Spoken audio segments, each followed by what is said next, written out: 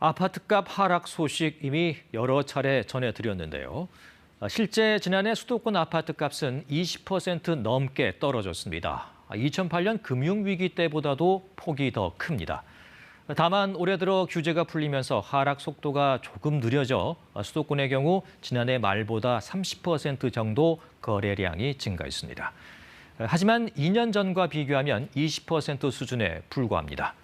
아직은 급매물만 거래되는 정도여서 회복이라고 말하기엔 이르다는 평가입니다. 이렇게 얼어붙은 부동산 시장, 입주가 시작된 신축 아파트 단지도 예외가 아닙니다. 박진수 기자가 현장 취재했습니다. 인천 검단 신도시의 신축 아파트 단지. 저녁 시간인데도 아직 불 꺼진 집이 많습니다. 지난해 7월 입주를 시작한 뒤 반년이 지났는데도 40% 가까이는 비어 있습니다. 전월세 매물이 100개가 넘게 나와 있어서 어떤 상황인가 좀 여쭤보려고요. 60% 좀 넘었습니다. 입주 석 달이 지난 옆 단지도 10곳 가운데 3곳이 주인을 찾지 못했습니다. 전에는 좀 느렸었는데 완납하셔야 되면은 그 부분을 한 달 정도 늘려주셨어요. 지금 입주율이 좀 올라가고 있고요. 1년 전만 해도 90%를 웃돌던 수도권 아파트 입주율은 지난달 75% 수준까지 내려왔습니다.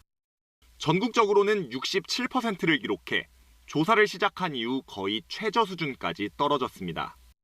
입주를 하지 못한 이유로 80% 이상이 기존 집이 팔리지 않거나 세입자를 구하지 못해서라고 답했는데 거래 절벽이 이어지고 있는 최근의 부동산 시장 상황을 그대로 반영하고 있는 겁니다.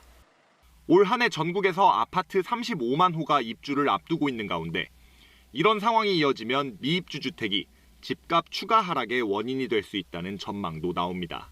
예정돼 있던 잔금이 그게 기간이 끝나게 되면 연체가 붙어요. 연체 이자를 내야 되거든요. 그러니까 이제 결국은 금전적인 압박도 계속 생길 수밖에 없다라는 거죠. 더 싸게 내놔야 되는 요인이 생기는 거죠. 지난달 규제 완화 조치로 입주 전망 지수는 올라갔지만 높은 금리와 여전히 낮은 거래량은 방향을 뒤집을 변수로 꼽힙니다.